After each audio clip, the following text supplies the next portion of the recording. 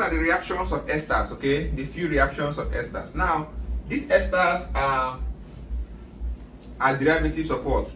Carboxylic acid. So, and remember that these esters, when we looked at the esterification process that gave the esters, is when an alcohol or a carboxylic acid reacts together to give an ester. Now, these esters can be hydrolyzed to give you two different components, right? So, in the case of esterification, if you hydrolyze it with water, you will get back your alkanoic acids and alcohols respectively. Okay? But there's another form of hydrolysis that we can use called alkaline hydrolysis. I'll talk about that now quickly. Alkaline hydrolysis. This alkaline hydrolysis of ester is what we call saponification. Okay? So we look at alkaline hydrolysis. Alkaline hydrolysis of ester. Okay? So, for example, if I have an ester RCOOR and you hydrolyze it using sodium hydroxide. Sodium hydroxide is the alkali that we use for you can use other alkalis, but the ones that is popular is sodium hydroxide, okay? So if you hydrolyze this guy, you get a salt RCOONA plus water. Not plus water, no, plus alcohol ROH. Okay, so this alkaline hydrolysis of ester is what we call saponification, and this saponification process is what we use in the formation of soaps. Okay, soap and detergents. Okay, now in the case of getting soap and detergent, we don't use just simple ester.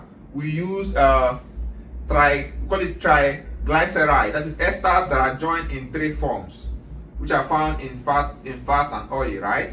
So when you hydrolyze those fatty acids in fat and oil through this saponification process, you are going to get the soap and then a byproduct called glycerol. The byproduct is going to be called glycerol. Glycerol is the same thing as propan 1,2,3-triol.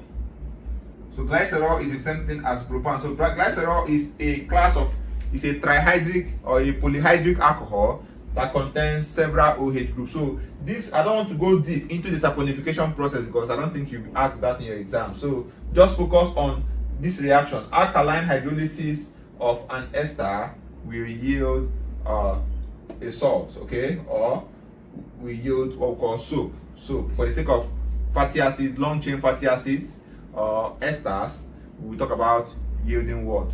Soap. And then the byproduct is what? Glycerol. The next reaction we'll talk about is ammonolysis, okay? Ammonolysis. Or you can say reaction with ammonia, okay? So esters react with ammonia in alcoholic medium. Esters react with ammonia in alcoholic medium, to produce amides, okay? To form amides. So this will replace this guy to form an amide, plus you have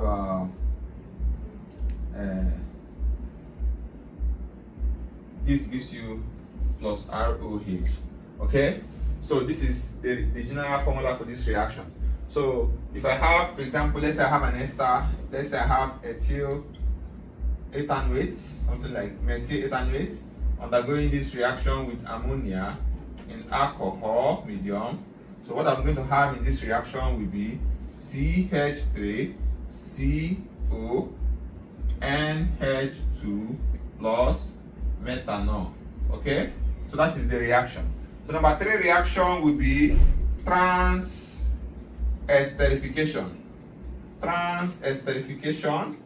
Trans-esterification is a kind of an esterification of an ester with an alcohol, or you can call it alcoholysis. You can call it alcoholysis. Alcoholysis.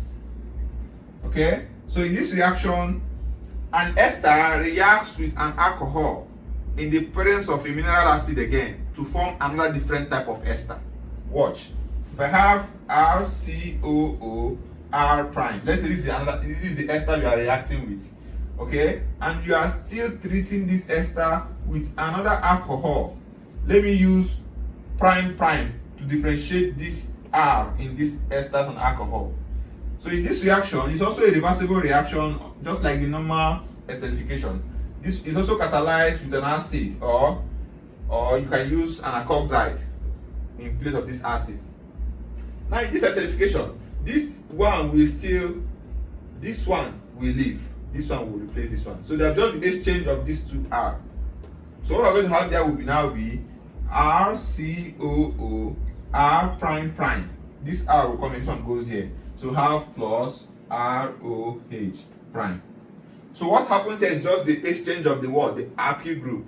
So let's do an example. Let's say we have CH3 COO CH3, and we have ethanol as a case study here as what is reacting, and this is still catalyzed with this.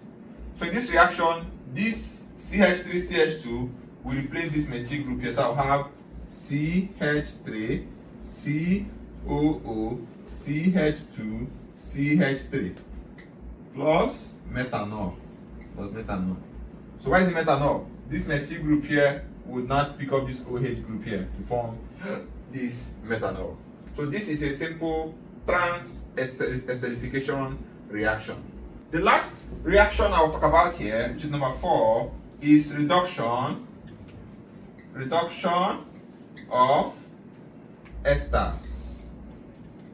Okay, so for reductions of esters, we use the same lithium tetrahydroaluminate 3 in diethyl ether. Okay, we use it to carry out this reduction. So what do you have here in this reduction? So how do we do the reduction? In this reduction, it will give you 2 alcohols. Reduction of esters will give you alcohols. Okay, so for example, if I have RCOO R prime, and we are reacting this with LiAlH4 in diethyl ether. Okay, in this reaction, what happens is that this alcohol, there will be a reduction. Reduction means addition of what? Hydrogen. So I'm going to split this guy into 2, add hydrogen to this side, add hydrogen to this side. So if I add 2 hydrogens here to this guy, 3 hydrogens from this guy, I will have RCH2OH, the first alcohol. I'm adding 3 hydrogens this side, and I'm adding only 1 hydrogen here. So I'll have plus ROH.